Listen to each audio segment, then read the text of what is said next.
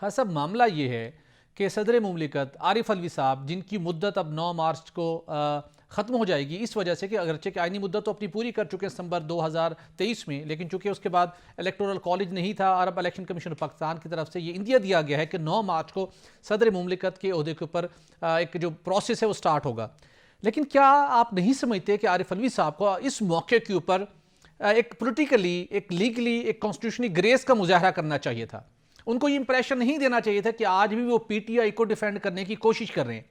अच्छा, क्यों कोशिश कर रहे हैं? मुमकिन तौर के ऊपर हम ये समझ लें कि मखसूस नशिस्तें अगर उनको तफवीज़ कर भी दी जाएँ, जिसका इम्कान बहुत कम दिखाई दे के, चूंकि सुन्नी इत्तेहाद कौंसिल ने अप्लाई नहीं किया था उस वक्त, अब उसके इनके अरकान उनको ज्वाइन किया है, तो फिर भी कौमी असम्बली के अंदर जो कंपोजिशन है लीडर ऑफ द हाउस के लिए, वो इनके सुन्नी इत्तेहाद कौंसिल के फेवर में नहीं होगी। कोई बड़ी अचीवमेंट पीटीआई बैक लोगों को नहीं मिलेगी। आरिफ अलवी साहब हो, बानी पीटीआई हो, अब उनकी एक इनर सेटिस्फेक्शन तो हो सकती है कि हमने प्रोसेस को रोक दिया और हम की बड़ी अचीवमेंट है, लेकिन पोलिटिकली कानूनी कोई उसकी अचीवमेंट नहीं है। पंजाब असम्बली की हम बात कर ले, वहां पर भी मखसूस नशिस्तें अभी तक उनको नहीं मिली।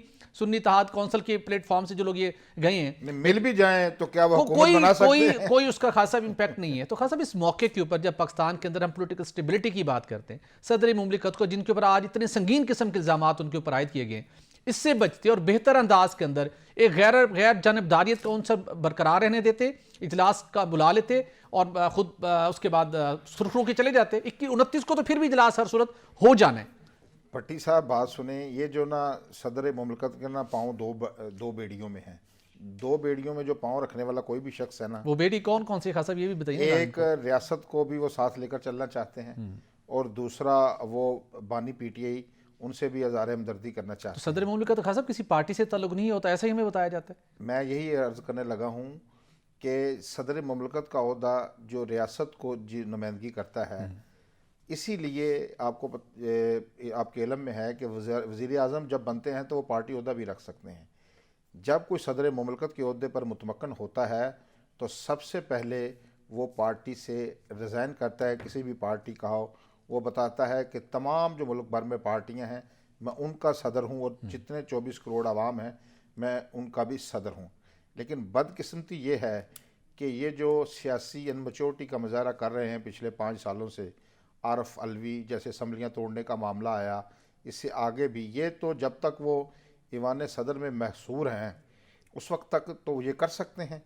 और रियासत भी आपको पता है इस हवाले से लचक का मुजाहरा कर रही है और सब्र का मुजाहरा कर रही है। वो उस दिन को याद करें, उस दिन का तस्वर ही कर लें सदर मुमलिकत, जिस दिन वो इस हाउस से बाहर निकलेंगे, जब उनका इस्तिस्ना भी ख़त्म हो जाएगा जी, तो फिर रियासती कानून अपनी हरकत में आएगा। आपको पता है, आपके इल्म में होगा कि सुप्रीम कोर्ट ऑफ पाकिस्तान एक रिमार्क्स दे चुकी है, कह चुकी है कि वो जो असम्बलियाँ तोड़ने वाले मामले में जी, एग्जैक्टली वहाँ पर आइन शिकनी हुई के मुर्तकब के अल्फाज उनके लिए दोहराए गए हैं।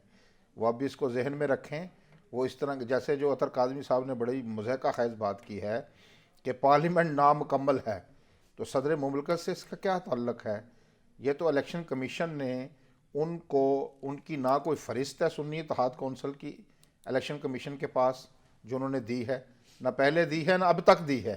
वो मामला उनका ज़ेरे अल्तवा है और उनकी वो मखसूस नशिस्तें मिलने के बाद भी पार्लियामेंट में कोई बड़ा रद्दोबदल भी होने वाला नहीं है। बिल्कुल ऐसा है, अगर उनको मखसूस नशिस्तें मिल भी जाएं फिर भी वो अपोजिशन बेंचों पर बैठेंगे। हाँ, तो इस वाले से इसके ये जवाब बनाकर इजलास ना बुलाना, इजलास तो देखें हो ही जाना है। इन्होंने असम्बली की बरतरफी पर दस्तखत भी कर दिए थे इन्होंने, लेकिन उसका क्या हुआ